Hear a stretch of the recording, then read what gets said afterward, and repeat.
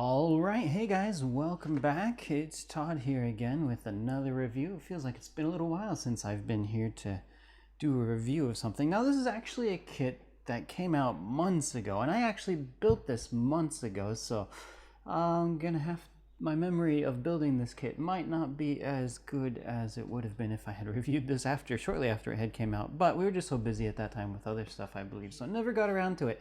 But since we just had the new Sandrock release, figured this is a good time to come back and do a review of this kit. So today we'll be looking at the HG WMS 03, and in Japanese here they call it the Maganac, so I'm going to refer to it as the Maganac as to not trigger anyone out there if I was to try to pronounce that in English. So this is very similar to the Leo, which we also reviewed. When did that kit come out? Like a year or 2 years ago even, was it? It's been a while, but the Maganac is one of those kind of common ground soldier type suits that you have like the main Gundam, but then you have like an army of these similar type of mobile suits. So the Maganac in the show, I believe when it was fighting with the Sandrock, not Endless Waltz, but the original series,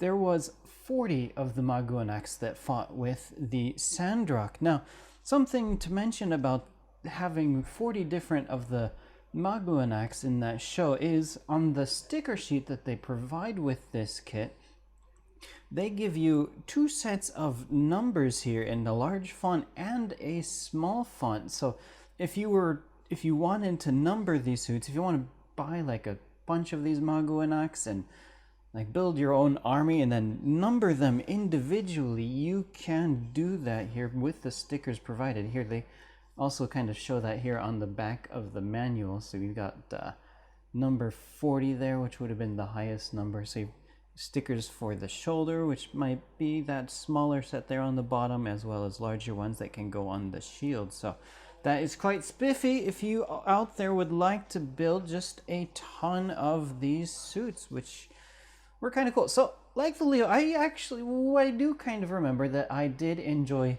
building this because just like the Leo, it was a really, really simple build. So it was not complex at all. Not a whole lot of parts to it, but even though it does not have a whole lot of parts to it, I have to say they did do a pretty good job of providing parts in different, or a good job of providing different color separated parts. Now there are a few other stickers besides those marking stickers that we just looked at. There are a few stickers, so not all the parts are correctly molded in the right colors. You can see here, this is the foil provided, or the stickers that they provide on the usual type of foil sheet. So these large ones here at the top, these are the ones that you're going to see on the shoulders here. So the shoulders are going to be stickers. Now there's two lines at the bottom, and those lines are going to be applied to the shield here at the top and bottom to give you that little line there. And of course you got the mono eye type thing and the little sticker for the side. So not a whole lot of stickers, so that is always good to see. So we got a nice pose here with action pose with the Sandrock, but I'm going to go ahead and take the Maganac off of its stand here so we can take a closer look at this kit, shall we? All right, so Sandrock, why don't you come off to the side here?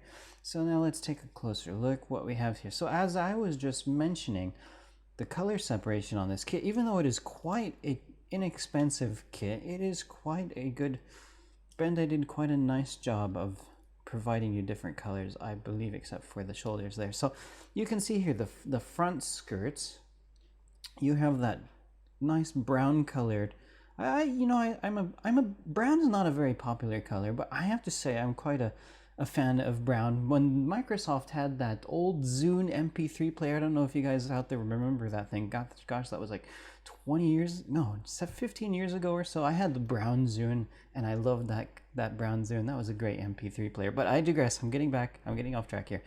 So back to the kit. So it is lovely. I just love this brown color, and then I just love how they have that the color separation here for the orange part. So the brown part is on the bottom, but you have this nice like flush the orange part just like fleshly inserts into that skirt there to give it that nice look, as well as, whoop, I'm losing my heat hawk there, as well as here on the ankle guards and on the chest, and of course here on these kind of side shoulder pads, and on the helmet as well, the side of the head there too. So that is quite nice. There's that sticker mono eye that I was showing you. So this kit, I believe they do not give you, unlike what was it? I think it might have been the Leo, if I'm remembering right, that you had a couple different options for head. Sometimes with these grunt type suits, Bandai will give you like different head type of options, or like different shoulder options, some different parts, so that way you can go ahead and like build a million of, or buy a million of these different kits and just build a whole army with like slightly different parts here and there. But this kit, I do believe, only had the parts that come on it here, so you're not going to get any different head, or you're not going to get a different shoulder. That might be limited to that special giant 36 Maganac set that Bandai sold on their exclusive online site here in Japan.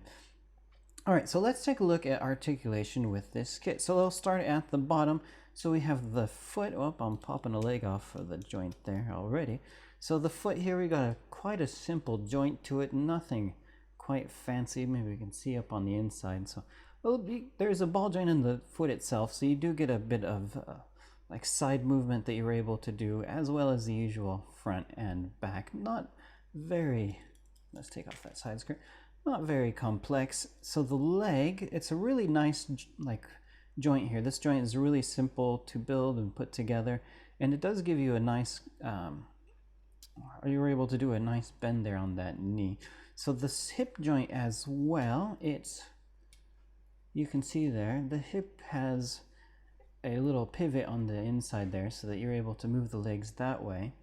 And also the legs are able to nicely split out. The side skirts are going to move, although yeah, the side skirt's not going to move that well because it is on a fixed joint here. So, and it's just a little ball joint that connects the side skirt to it. So after a certain period of movement, that side skirt is just going to pop right off on you. But I'm not quite certain how many people are going to go crazy posing it with the legs that far apart, but just something I wanted to mention.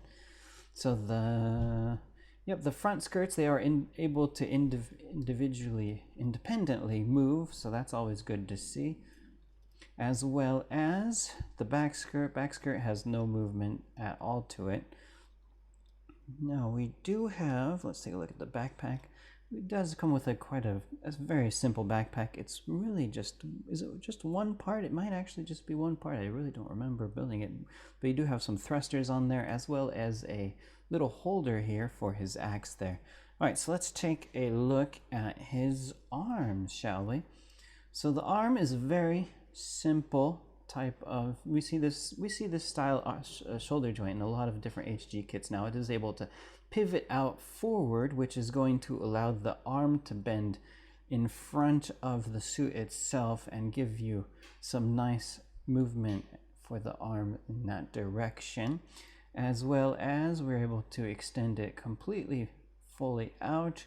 The shoulder joint, just like the leg, is that same gray type of plastic, and you are able to get a quite nice bend out of that as well. So the head, you're just limited to your simple type of usual joint there. You can move it a little bit front and back, but not a whole lot that you can do with the head there. But as far as articulation goes on this kit, and it is pretty decent, I gotta say, for the money and for being just a simple HG kit. So let's take a look at the weapons that are included. So for this kit, you do get the a beam rifle with the sticker there for that scope. It's a simple beam rifle, just 2 parts sandwiched together, so not a whole lot as far as that goes. And you also get here the heat tomahawk, so another simple type of weapon, just 2 parts smushed together there. Let's go ahead and put his hand and his heat tomahawk back on, as well as you get a shield. So nothing very complex as far as the shield goes. Of course, you do have 2 sticker lines on there, but nothing too bad about that, I gotta say.